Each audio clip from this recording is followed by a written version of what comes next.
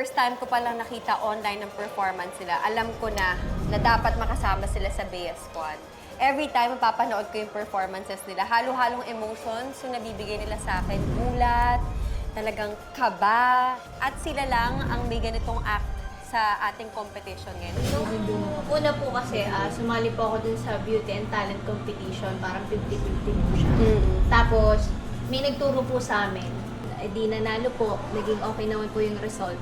Tapos, tinuloy po namin.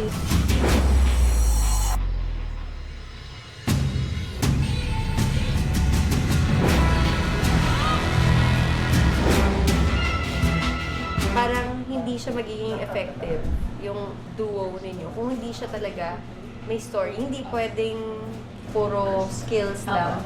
Dapat talaga may emotion. Kailangan may showmanship.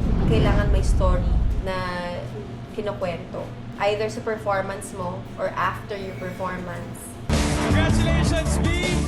Nanalo ang papato mong amazing duo, kaya kayo ang mag-level up sa next round. Anong nararamdaman niyo? Winner kayo ngayon! Ano po, naghahalo po yung emosyon namin dun po sa dalawang judges na nag-comment sa amin kasi sa totoo lang po hindi po namin alam kung sino po talaga yung mananalo. Sobra yung kaba ko kanina kung alam niyo lang.